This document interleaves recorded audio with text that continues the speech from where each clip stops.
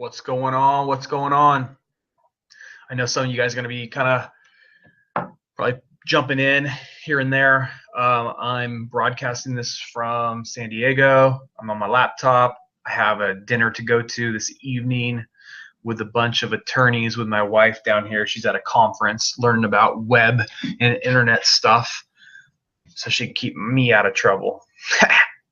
Not going to happen. So tonight, it's going to be a good call. It's going to be about niching. The riches are in the niches, bitches. Brad will not be joining us tonight. I gave him the night off so he could keep grinding his face off for us. And the good part about this is I had some time in the hotel room today to work on, I don't know if I'm going to call it a presentation, but I did an outline, and that's better than what I ever did in school, college, high school. So I got an outline of something for you guys to follow, and I'm going to let you guys download that. I want to tell you right up front, I have not edited. It's basically how I talk. So lots of like sentences, dot, dot, dot, sentence, dot, dot, dot, total grammar nightmare would make Brad's skin crawl. But that's just how I roll because I want to get something done in perfect action. It's exactly the way I train you guys to get out there and do stuff is don't get caught up in the minutia. Don't get caught up in the minutia of everything having to be so perfect in order to get it out into space. Sometimes that will hold you back in business. So we're going to talk about how you pick a niche, some of the common problems that I see. Now, everyone who's going to be on this, I know right now people are still logging on. Everyone that's going to be on this is going to be in different spaces of their business. So some people are just brand new to job killing, and some people have been in job killing for years that are on this. And so take it with a grain of salt. If you have pieces of your process you want to add into it that I'm not teaching you guys, that's totally cool. These are just some of the things that I go through each and every time before I pick a niche. Okay. So let me hop on over to my trusty outline. And like I said, I will export this in a PDF and I will put it below or upload it into the file section for you guys. And in 3.0, this will be a part of 3.0, just so you guys know.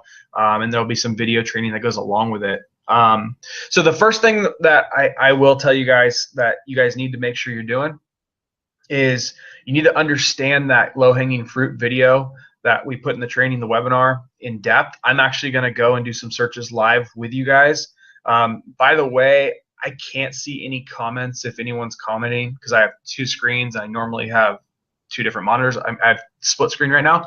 So if you're commenting, I can't see it, so don't take it personal. So let me go over here to screen share, and let's share one of my screens here. We'll grab this one real quick. Okay, steps to picking your niche. Okay, 1 second, bear with me here. Okay, so I'm gonna just do a quick search so we can get our heads kind of wrapped around this a little bit.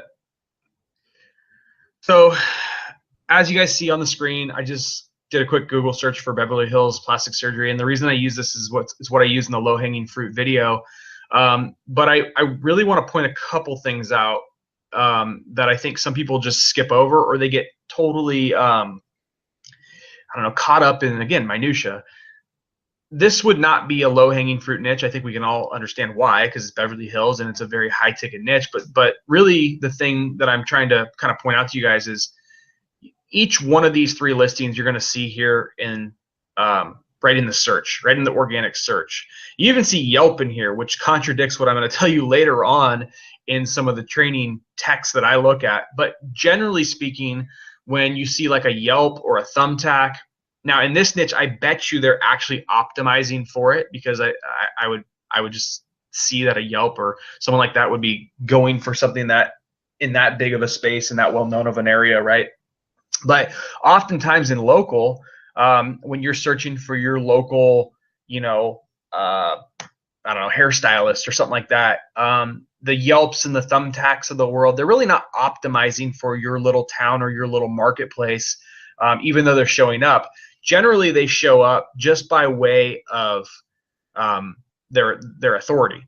So they've been around a long time, they're authoritative domain, but there's not someone actually doing SEO per se and link building to most internal Yelp pages, let's say, okay?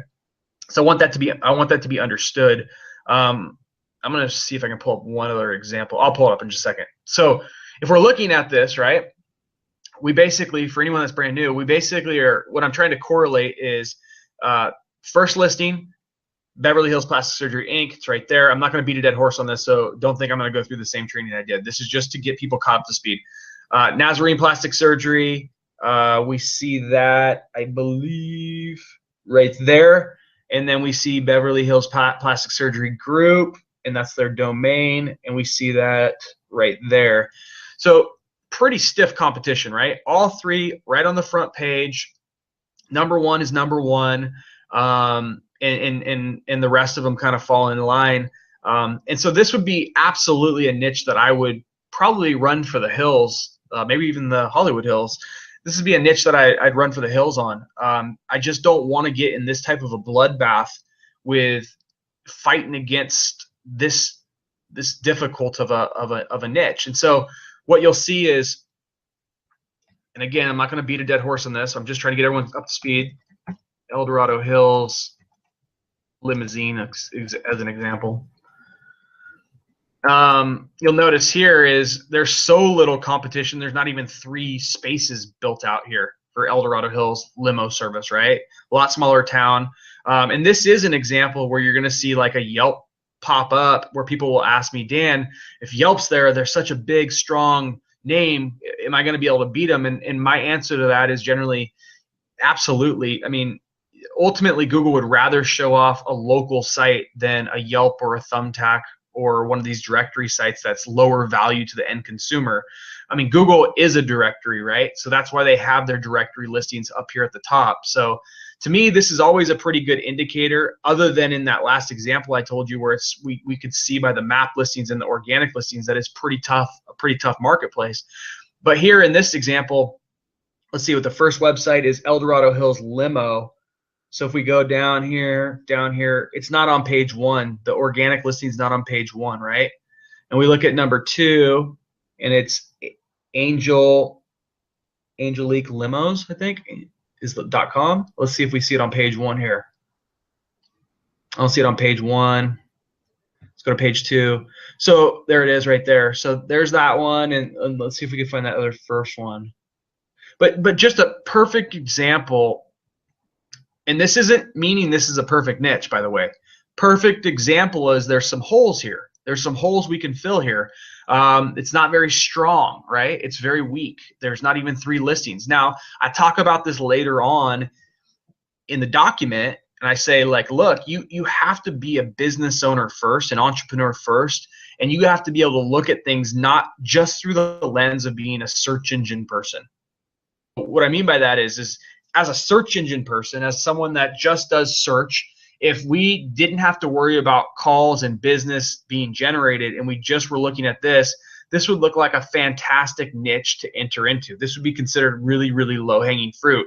2 out of 3 of the map spots are only there. Both listings aren't even on page 1, or both organics aren't even on page 1, let alone page 2. I think the second one wasn't even, or the first one wasn't even on page 2. So this would constitute something that's like incredibly low-hanging fruit, except for, and this is the big except is, does the market actually have enough people buying limousines to constitute you going into this market, or do these 2 companies have it so locked down that they're going, dude, we wouldn't take leads from you even if you did have 1 million of them, because we're going to get all the business anyway. Okay, so those are 2 things that I talk about later in the document. I'm going to show you the document here. I talk about it later in the document about picking your first niche, but I really wanted people to get back to our core roots of what is and what isn't low-hanging fruit from a search standpoint. The business standpoint is secondary once you've identified low-hanging fruit from a search standpoint, okay? So let's kind of keep moving here. Okay. I'm not going to read this to you. You guys can read it obviously when you get the when you get the document. But I'm really, really, really, really strong, and I'm opinionated on not going into overly cliche niches. Okay, and I want to show you guys some ways you guys can look up stuff and start wrapping your heads around things that are not cliche, and let's do some of them together, because I see so many people in job killing going into the same niches, and it's just like, guys, these are getting played out, and they probably aren't, but they're like, man, think outside the box. And I give an example. I think someone wrote it in the group the other day, of helicopter boar hunting guide. You know, is that going to have tons and tons of search behind it? No, probably not. Okay, but to me it shows someone really thinking outside the box. And I think that's probably where I want you guys going more than anything, is not thinking that it's just going to be the same plumber, electrician, plastic surgeon, dentist, that type of thing. Okay, gets you kind of thinking outside the lines a little bit. So I gave you guys a couple things that I want you to do. Yellow Book, I talk about this all the time. I think it's really healthy to grab a Yellow Book, the old way that businesses used to market, the old way that businesses used to freaking get customers and leads. Pull that thing open, start thumbing through the A's, grab a notepad, get off the computer. Don't do this on yellowbook.com or dex.com or whatever.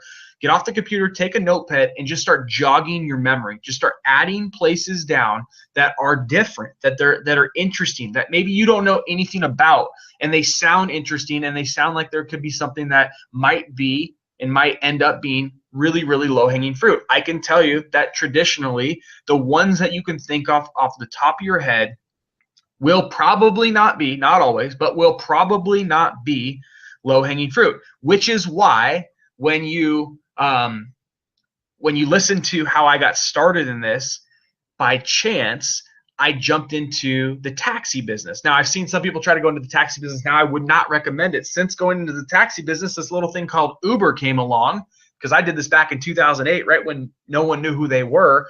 And now every town, every place you go has an Uber or a Lyft that you're going to be competing with, and it's way more convenient than the old school taxi business, right? But because I was thinking a little bit outside the box when I started, my very first niche I went into was a home run.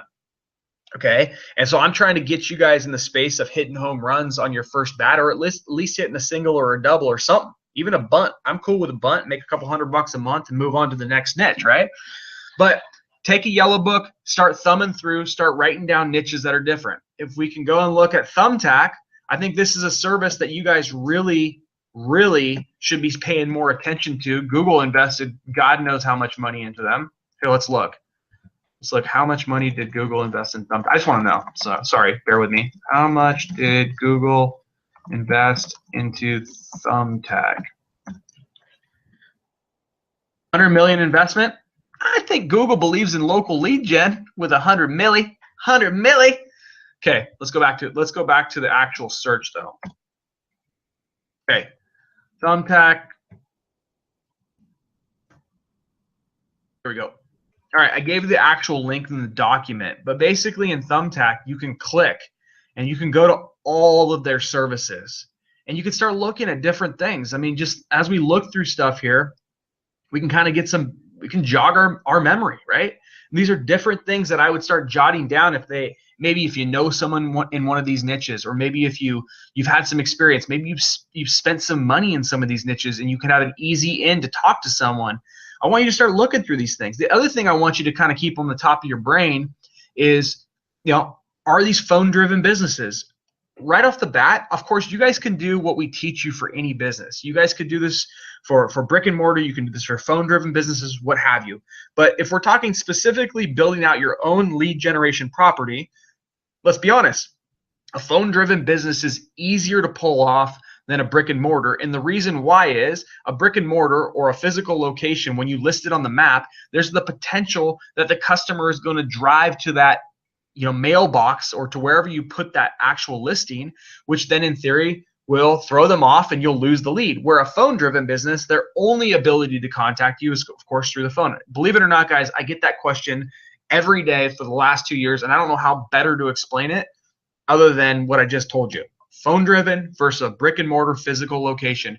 Here's why I look for phone driven when I'm going into lead generation properties, so they don't bypass me, or so someone doesn't report my listing and say, well, that's a UPS box, or that's a mailbox. That's not a window tint shop, or whatever.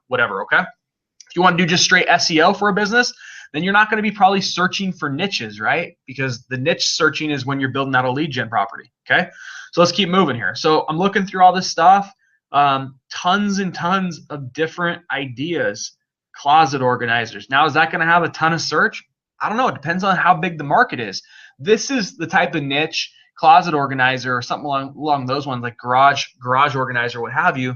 These might be niches that you have to get outside of the 50 to 350,000 population, and you got to go into a several million person population because there's that many less buyers. And that would be a situation where that would probably be fine to kind of bend the rules on the rules Brad and I give you. Remember, we have to give you absolutes in job killing because we're trying to cut out as many of the things, the variables that we know may end up jacking you up a little bit or slowing you down. So we say, hey, stay between 50 to 350 in your population.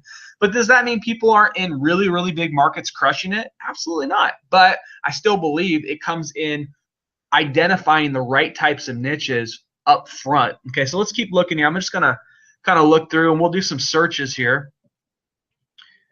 All right, let's look here. None of these fit my bill. I'm not going to go into writing transcription. Repair and technical support.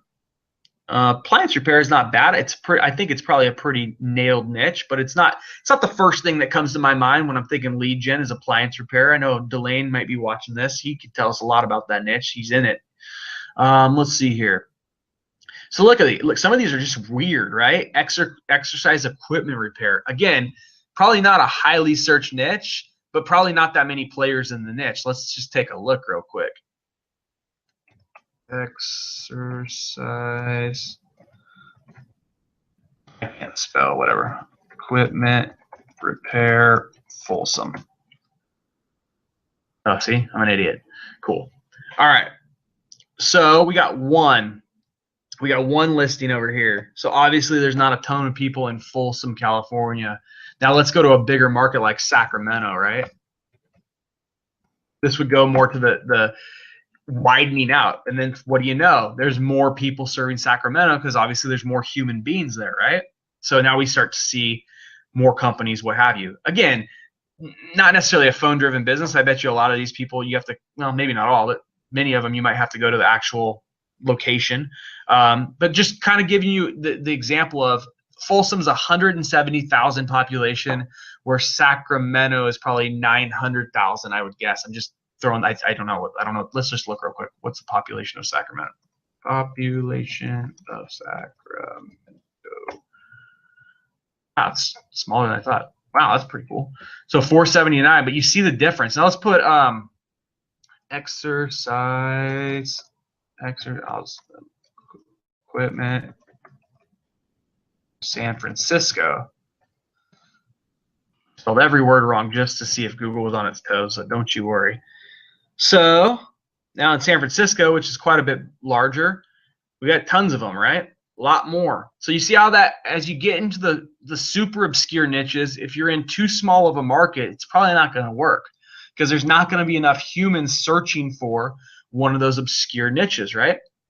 Anyway, I'm trying to teach you guys this stuff because I think when we train you guys on niching, you'll see someone in the job healing group do something, but you won't take in all the other variables that would go into finding a good niche that's going to produce fruit every month. And by fruit, I mean leads, right? Because that's all that really matters. So anyway, so this is one area. Thumbtack's got a great place you can go through. You can come up with different ideas, tons of different services in here. You can kind of sift through, get ideas, but it's surely not everything, right? So let's go back to the document. Porch.com. I don't know if many of you guys have been there, but Porch.com is kind of like a Thumbtack, but it's another good place to see. I'm in San Diego right now, so let's say I'm looking for, I don't know. Let's see what their different services are. So professionals by city. Let's do professionals by city. Professionals by city. Let's see if we can get a San Diego. San Diego's decent. Am I missing it? Like a lot of categories in Los Angeles. Wow. See what they're going after, by the way? This just goes to prove what I'm saying about the obscure niches. Okay, everyone's going for electrician, plumbers, roofers, right? These big companies like Porch, they're optimizing for it, right? These are their top popular categories. Look, general contractors, window contractors, flooring, all these things, painters, plumbers, electricians. It's all the niches that everyone's thinking about. It's all the niches that everyone's trying to get the leads for. But let's face it, guys, if we're over on Thumbtack, every one of these businesses making some sort of income every month in order to stay in business. So all these businesses need leads in some capacity, right? Even as silly as dog walking or dog sitting or all these things, dog training. These are all niches that there's actual businesses that need customers. So don't fall into the trap of going where everyone goes. Okay, you go to the fishing hole where everyone's fishing.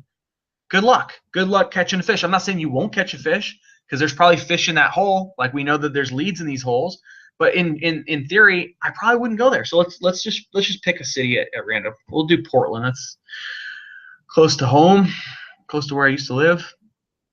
So here we go. So we got Porch. So let's just say handyman. That's fine. Let's just look at handyman real quick as an example. Give it a second to load.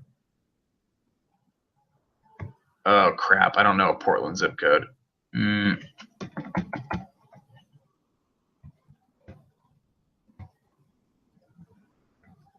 we go. Some more. Where did I go? Let's see, window services.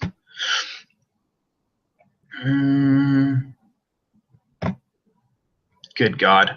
Probably shouldn't have went through this because I'm generating a lead from. I'm just trying to get to the actual pro. I know you can find all the professionals in one spot. Let's try this again. Just trying to show you where you can. It's gonna ask me for a whole lead. You can go on there. You can mess around on Porch. Porch has changed a little bit, but again, it's another place where you can go find different niches. They do work a lot in the home service niche, but you're gonna be able to find niches in there, and you're gonna find the people that are advertising on sites like Porch, right? Anyone that's advertising on a site like Porch wants leads, right? Same thing with Thumbtack. Thumbtack is a spot. Top 10 carpet. And this is cliche, but top 10 carpet cleaners. Folsom. Thumbtack. Okay, let's see if they let me through here. Top 10 best commercial, top 10 carpet cleaners, Folsom. A lot of times they don't always let you through. No. There we go. There we go. So these guys are on Thumbtack. These guys are sold on leads up in the marketplace. Okay, let's keep going. This one's paying for a spotlight, it looks like, or they got into a spotlight on Thumbtack, Rodriguez Cleaning Solutions. So again, another place when you've kind of identified a niche to come over to the Thumbtacks of the world or the Porches of the world and see who's buying leads. If they're buying leads here, then most likely they'd be interested in the leads that you have for them. They're sold on getting more business, okay? Let's keep going. Okay, I don't want to beat a dead horse, but another thing that many of you guys forget to go over to is Home Advisor. And I got an actual link deep into Home Advisor, I thought. Oh, of course I screwed it up. Hold on a second. See if this works. There we go. Fix that in the download. So check this out. So in the PDF I'm gonna have for you guys, you can click right on it and go right to this. Again, it's another place where you can come up with tons of ideas, tons and tons of niche ideas that the average person isn't necessarily thinking about. Okay. Great niches, by the way, and I guarantee you some low-hanging fruit niches. Definitely. Let's keep going through here. Oops. Go back here.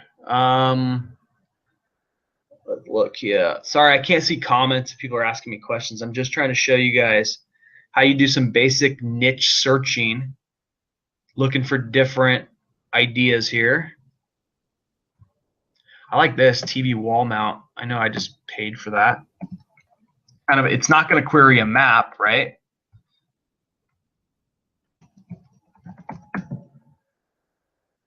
Yeah, so it's going to, yeah, so I'm not going to query a map for everything. So sometimes when you pick a niche, that's another thing to kind of point out to you guys. Sometimes when you pick a niche, it doesn't always mean it's going to query a map, but that doesn't always mean you can't go into it strictly organically, you know? So you might be able to go in TV wall mounting.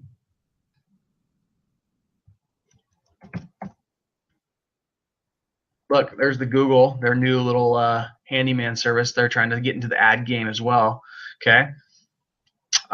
You can go in here though, and you could rank right up in here, just with one of your just with one of your Weebly sites, guys. So don't always knock that out as a solution if the niche looks good, right? If there's some opportunity in the niche for you to go in and dominate, you don't always have to be in the map or in the sponsored listings. Okay. So that's something to look at, okay? Let's go back to our list. So we got Home Advisor, we got Thumbtack, we got Porch, we got the Yellow Book. I need to fix that change. You put an L at the end there for you guys. Okay. Also Sales Genie. I'm not going to jump into Sales Genie on this right here.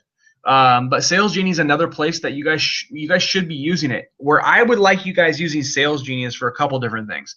I want you to go into the free trial of Sales Genie, and I want you using Sales Genie to also look at how much and how many of the clients are there. Okay, so how much, meaning how many of the marketplace, how many businesses are in that marketplace. So if it was a siding repair or something along those lines, vinyl windows or whatever. How many businesses are selling that? Is there 2 that are saying that Sales Genies are saying in the marketplace, or is there 20? Okay, because if there's 20, that means there's a lot of customers buying that, and I think that's really, really important. Now here's the one little thing I want you guys to know: in every market, in every niche, in every city, in every country, there's different laws that apply. So in some marketplaces, you can't have advertised a contractor's business without a contractor's license. It's just the way it is. It's nothing to get hung up on.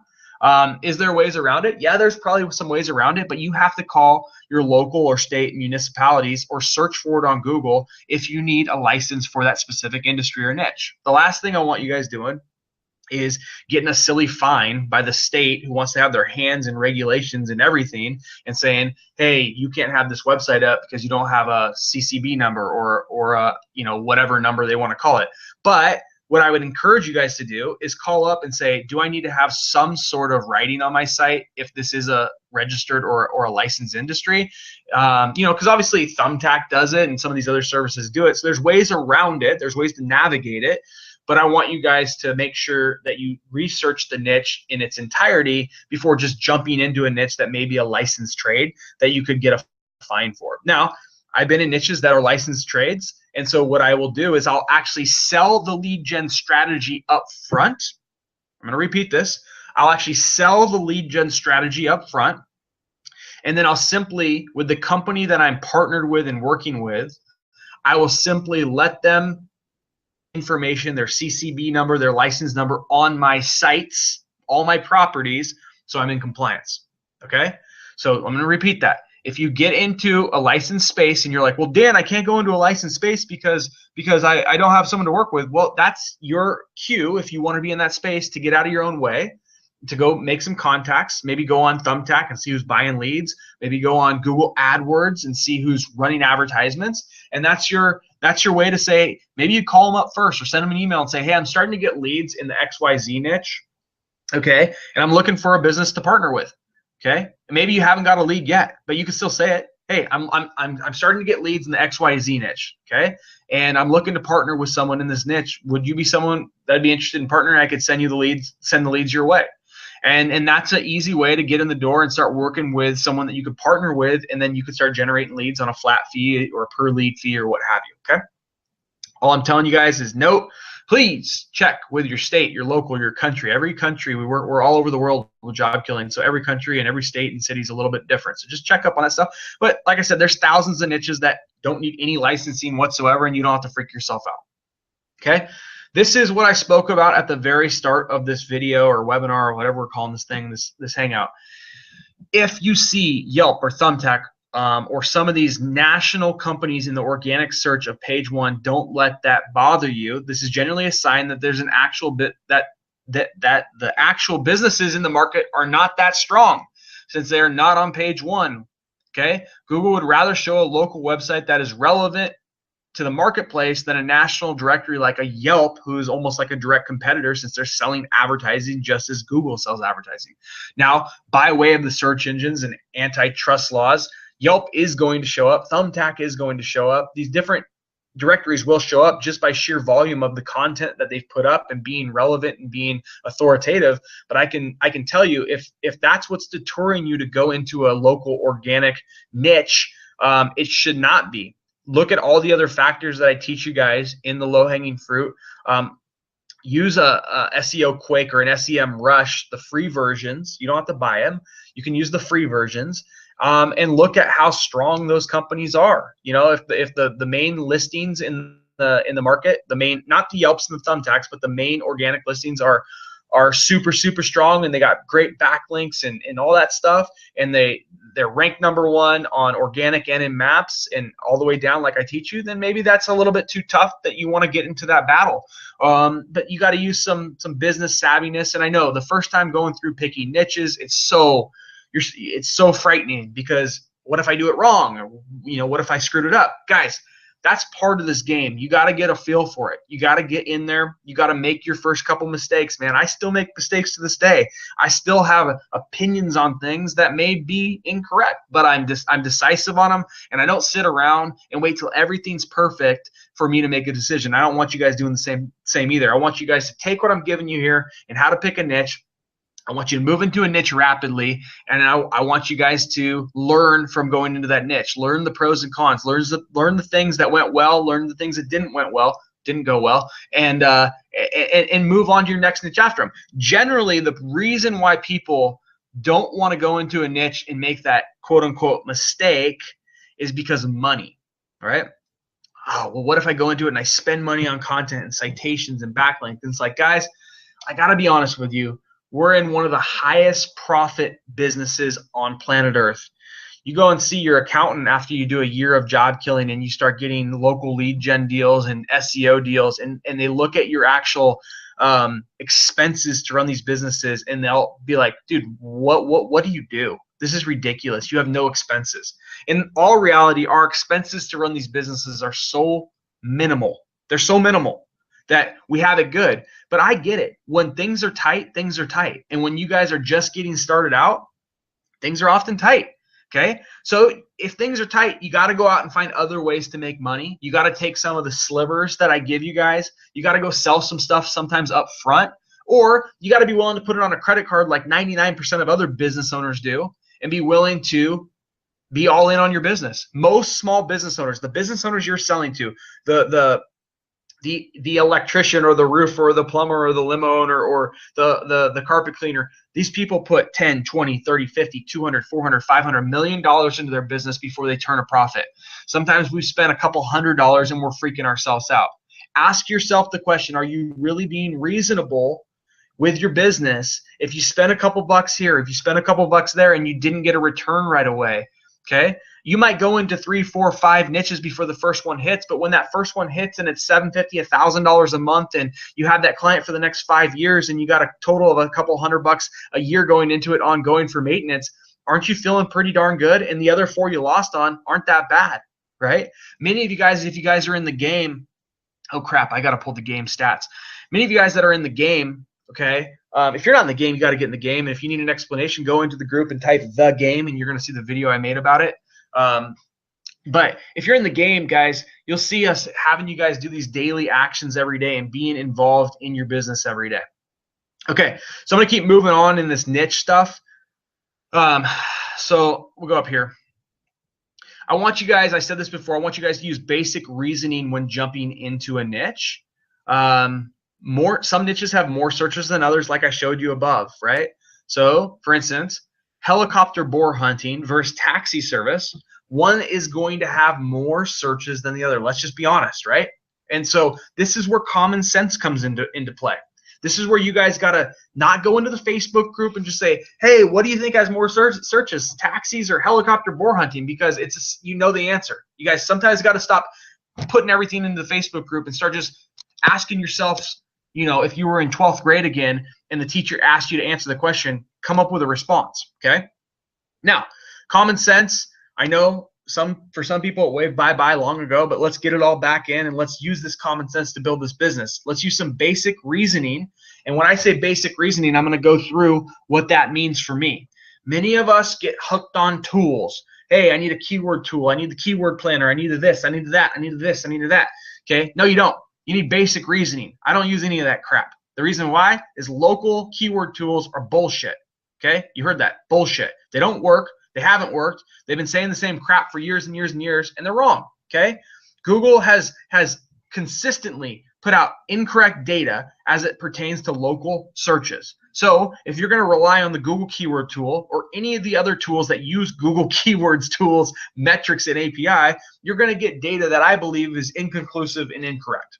And I can prove this to you because my very first business, the taxi service, that I went on Google keyword tool when I was a tool fanatic early on, and I typed taxi in for my market, and it said it got like 210 or 510 searches. And I was like, gosh, that seems weird. There's like 100 taxi cabs in my town.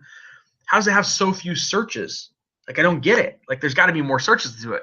Well, I didn't pay attention to it, luckily enough. I went into the taxi space, and 3,000 calls a month later, and I'm not even the biggest player in that market, it shows me really, really quickly that Google keyword tool is incorrect. And the data that I was reading off it was incorrect. And if I would have listened to that data instead of listening to the gut feeling of, gosh, there's got to be more taxi searches going on in this market, because there would be no way for all these companies to stay afloat if there wasn't. If I wouldn't use common sense in my gut instead of just the data that I was able to find online, I would not be making the $3,200 a month that I've been making for the last 8 years from the taxi client that I landed. Okay, you guys can do the math. It's close to $300,000. That would have been a big screw up. It's like a whole house. Okay, so I'm not big on keyword tools. I'm not saying you can't use them as just a barometer test in certain niches or bigger niches or what have you, but I'm saying use common sense too. Okay, so what I mean by that, if you're in a 100,000 person population as an example, and we took dentists as an example, okay, not everyone has the luxury of going to a dentist, but I would say there's a big amount that do, and because their teeth will fall out otherwise. But there's probably, out of 100,000 people, my gut feeling, and I could be 5 or 10 or 20% off, but I said, hey, I think at some point 95% of this population goes to see a dentist. So out of the 100,000 people, 95,000 of them see the dentist. And again, I use this, and I'm sure I could do a Google search for this. I'm sure this data is actually out there. I would say, okay, how often does the average person, actually, let's do it. How often does the average person see a dentist? Let's look. Let's just see. I guessed 18 months. I didn't look at this, so let's just see. I don't want to watch this video though. Adults being indexed, found the percentage of adults U.S. went to the dentist to 64.7. So my number was way off. Yeah, that's good. I'll fix that. So it's upgrading. However, they found that biggest difference across. I'm not sure. I'll find it. I don't want to bore you guys with this, but with a couple Google searches that are, by the way, free with your job killing tuition, you get as many as you want. With a couple free Google searches, I could probably get the exact number to be able to do this mathematical equation. But I didn't go look it up. I used gut reaction. So I said, hey, out of 100,000 person population, I think 95. This will now be 65%.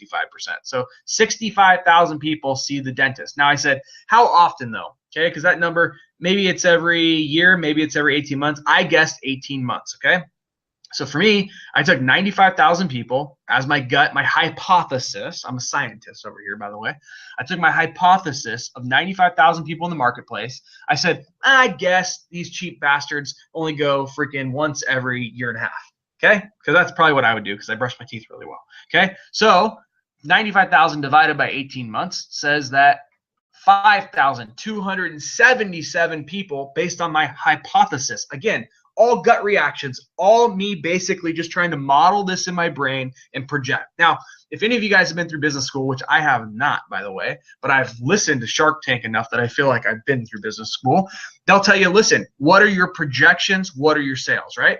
So all business people, when you're starting a business, you got to make some projections. The same thing is true with what we're doing. Now, sometimes doing background research like we were just doing and actually getting real data instead of just gut data is smart. So I would encourage those free Google searches. But, having some basic I can't speak. You know what I'm saying? Having some basic guesses on what this might be in the marketplace is a good way to identify what may be going on your niche. So I just said, okay, 95,000 people. I believe every 18 months they're going, which leads every month 5,277 people searching for a dentist of some sort in this marketplace of 100,000. Okay, I didn't think that was too far off. Okay, so then I said, then I got to take into account the thing that search doesn't take into account. This is why I'm telling you guys to use common sense instead of just data from incorrect search keyword tools. Because I said, well, let's think about this. My dentist, I already know who he is. Okay, I already know, I don't know his number, so I go online and I search for it, dentist, whatever, right? And so a lot of the searches that might be going on might be people that are just searching for the phone number of the dentist, okay, that they're already is their caregiver. They're a repeat customer, right? And so that plays into these numbers, right? So this gets me saying, I said, okay, so if I had to guess how many repeat customers are versus not, and I have no idea, I just pulled the number, I said, let's just say 50%.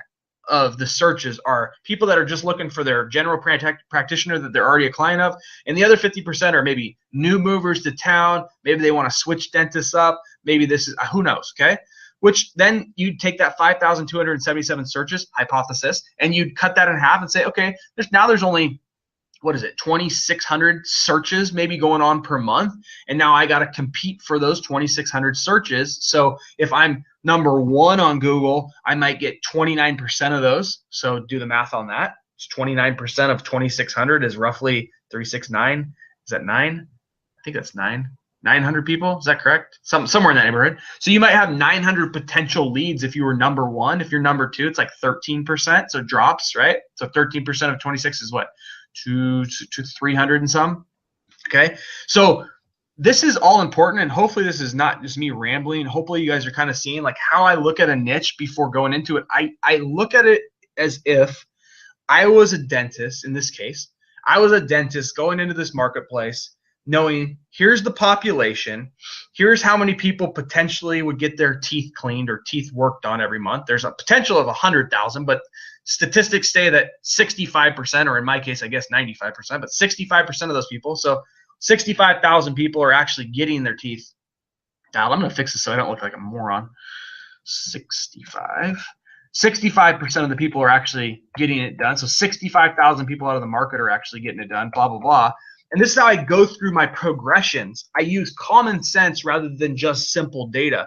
And then I'm going to go and look at the thing that I think is really important that most of us totally mess up on. I'm going to go look at Sales Genie. I'm going to look at Yelp, and I'm going to look at Google, and I'm going to look at the directories, and I'm going to get a list of if I was going into the dental niche, which I'm not, but if I was, I would get a list of all the dentists that are actually practicing in this town of 100,000 people. And I'm going to say, okay, now I have a kind of a hypothesis on how many people I think are searching, just awesome basic ideas. And now I have how many people are potential serving those. So now I can kind of look at, here's the data. Here's the amount of, if there's only 3 dentists out of the 100,000, I'm scared. I'm like, wow, how the heck are they serving all these people? Maybe there's not as big of a market space as I think. If there's 30, I might be going, wow, there's a lot of people getting their teeth done in this town. And okay, there's some search going on for this stuff. I can enter this market and I can take a little sliver of the action, which is what I did with taxis. I took a little sliver. 3,000 is, gosh, it's probably 1/10 of all the calls that are happening every month in Eugene. By the way, in Eugene where I did that, Uber got blocked out, so my business has stayed fine. In everyone else's town, pretty much, you're screwed. So don't go into the taxi niche. And it's highly regulated, by the way. Anyway, so hopefully that kind of helps you guys get in my brain a little bit of when I look at a niche, all the little components I'm going through. Let's just kind of recap up to the top. So if you haven't watched the low-hanging fruit training, I go through the low-hanging fruit thing first and just kind of make sure you understand that. Okay, once you understand it, you don't need to go through it again. But then I'm going to go in and I'm going to start getting niche ideas. I'm going to start getting obscure niche ideas. I'm going to look at Thumbtack. I'm going to look at Porch, Home Advisor. I'm going to look at the Yellow Book. The Yellow Book is one of the best ones, I'm telling you guys, because there's no noise. You don't get freaking taken off on all these little bunny rabbit holes and you're off on, you know, Kim Kardashian just bought a freaking yacht or something website. You actually get off the internet, off the computer, and you get to have some me time and really start writing ideas down. Then come back to the computer and start adding in these next steps, right? All right, so let's keep going. Obscure niches, low-hanging fruit, right? Don't get deterred by the Yelps and the Thumbtacks if they are in the organic search. Basic reasoning, right? We want to use common sense and we want to just make some hypotheses up about how many people in the population are versus how many people use the service. Now, we talked about a service earlier. The service earlier was, I think it was closet organizing or some crap. It's like, okay, out of 100,000 people, man, do I think 65% of the people get their closets reorganized? Hell no, not a chance. So, okay, what do I think? Dude, out of 100,000 people, I bet it's less than freaking 5% that get their closets reorganized. So again, I might have wrote that niche down initially, but when I come to the common sense section of life, I would go, gosh, that's a freaking horrible idea because A, it's not high ticket enough probably, and B, it's 5% of the market, which in a 100,000 person market, that's freaking 5,000 people, and that's divided over how often do they get it done. And let's just say it's 5,000 people a year, 10 or 5% of the market a year in a 100,000 market niche, and you divide that by 12. So 5,000 divided by 12 is God, not good at math that way, but let's just try it real quick. 5,000 people divided by 12 months, 416 searches a month. No, thank you. You know, and if you're still sold on a niche that's going to be a really, really low niche, go ahead and run AdWords coupon first so you can not go and build the whole entire thing out, and you can get a feeling of what it's like to be in a niche that gets 416 searches a month, because you'll feel it right there, and you'll see how few leads you actually get. So hopefully this is making sense. Hopefully I'm not just crazy cooped up in this hotel room and you guys are going, this guy's nuts, but all making perfect sense to me. So anyway, let's keep moving. So we picked our niche. We used common sense. We used some of the basic equations. We did the basic reasoning. I'm going to keep moving here. All right, next step. I call around. Okay, I want to call around before I build anything. I'm going to call around. Okay, I'm gonna look at Sales Genie. Hey, I didn't add this one. I gotta add this one in. Go on Facebook. Go on Facebook and see who's advertising, or not advertising. See who's got a Facebook fan page. Okay, go on Facebook. See who's got a fan page. Go on Nextdoor app. See who's there for that niche. Okay, get to know your marketplace. Get to know all the players. Do a little research on them. Stalk them a little bit. Figure out who they are. You know, find them on Twitter, find them on Facebook, find them on freaking Instagram. I saw a great thread in the group today about someone going and following businesses on Instagram with their marketing agency and then getting a client and a meeting out of it. But guys, these business owners are on these spaces. They're trying to get leads. So go and research them. Phone call them as a customer. Get some prices. Hey, how much is it for freaking closet organizing? Oh, it's freaking $600 an hour. I don't know, whatever it is. Okay, call around. Maybe if there's only one of them, then it might not be the best niche, right?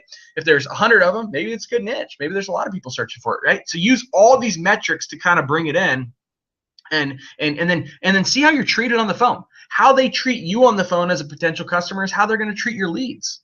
If they're a jerk, if they don't answer, if it goes to voicemail, you don't get a call back, it's not timely, guess what? Every lead you send them, you're going to go through the exact same stuff. Okay, your customers aren't going to be treated well. They're going to be not called back timely, and that's not what you want. That's not what you want in a partner. So this will help you identify who the main players in the market are that are hungry for business, right? Don't forget going over to AdWords and seeing who are running ads, by the way. Okay, that's another good place to find businesses that are hungry. If they're willing to pay freaking $3-4 a click, I promise you they're willing to pay $3-4 for a lead. Okay, if they're willing to pay $3-4 for a click, which is what most AdWords costs, between $1, $2, $3, $4 for a click, not even guaranteeing a call, they're going to be willing to pay for a lead. Okay, check them out on Thumbtack, Home Advisor, all these different places. You know, stock all the businesses in these potential niches. Okay, don't need to beat a dead horse, but I think I did. Okay. All right. I guess I already went to that spot. I already got ahead of myself. Okay. At this point, you've kind of narrowed down your niche. We've went through some obscure different searches. We've used Yellow Book. We've done all these things. We've used Common Sense. We've walked ourselves through. We've called around. We've looked at Sales Genie. Okay. At this point, if this is your first time through job killing, you need to pick your niche and start building it out. Okay. If you've built your first niche and you know how to get up a Weebly site and you know what a citation is and you've been through week 5 and you know what a backlink is, I'm going to tell you right here and now, you don't need to go and build the whole thing out up front. I'll repeat that.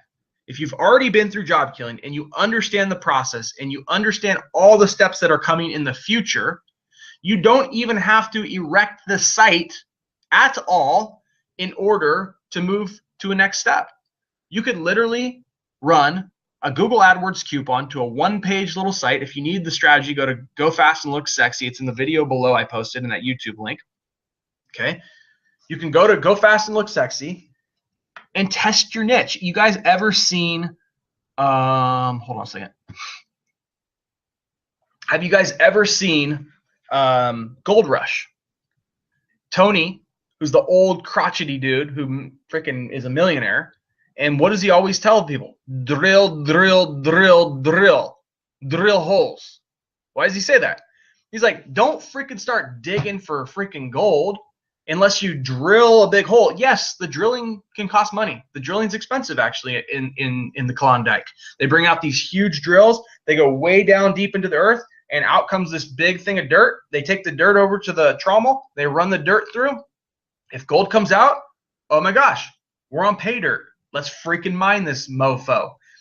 If they drill and nothing comes out, guess what? Move on to the next niche. This is the same thing in lead gen, guys. You go through all these different things, all these different ideas. You could do this in a matter of freaking 20 minutes, by the way.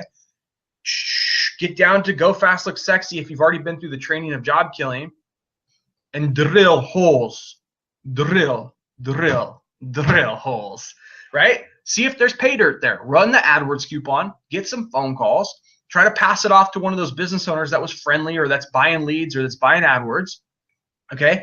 And then when they agree to working with you, then freaking go and mine your dirt, you know? Then start freaking running all the diesel fuel and all the crap and spending all the money to get everything erected, right?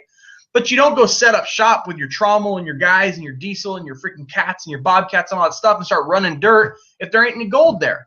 And the only way you're going to know if there's gold there is if you run freaking some holes, drill some holes, run some AdWords coupons, and see if there's leads. Now, there is one caveat to this. Oftentimes, I will see this in the group that people will say, you know, I ran $100 in AdWords, Dan, and I didn't get any calls. That doesn't always mean there's not gold in there, okay?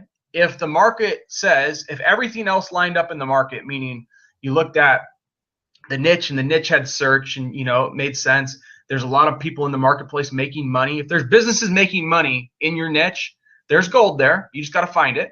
It could be a multitude of different things. It could be your ad sucks, okay? It could be that you know, you ran $100. To put this all in context, I know this, I'm not trying to big time you, but $100 is really not that deep of a drill. You know, like when they drill up in the Klondike, you know, this is like a $30,000 drill, you know, because they know that this could be a gold mine.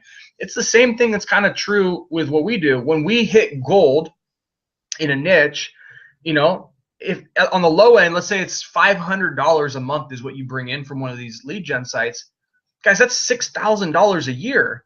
And we're willing to risk $25 because it only costs us $25 to run that $100 AdWords coupon, and then we're hands up. And so I'll tell you, the over time, what I've really learned from being in this space is that if you believe the niche is good and you believe people are making money in the niche, and your first $100 in AdWords coupons doesn't work out, be willing to tweak your ads, spend a little bit of money, more money out of your pocket, or be willing to, not that it's always the 100% smartest thing, but be willing to, if you really truly believe there's gold there, start freaking setting up shop. If you really truly believe, okay? Not every time do these gold miners drill, even though Tony says you have to drill, but not every time they do, and they still find gold because they know, they have the gut feeling that gold is there based off all the other research, the way the land looks, the way that, you know, other mines have went. So anyway, hopefully you guys are fantastic gold miners by the end of this Google Hangout, right?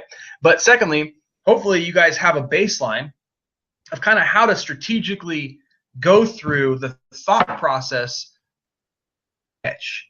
Remember, the niches are in the obscure, or the niches, no, it's got to be your ball. Now the riches are in the obscure niches, bitches, right?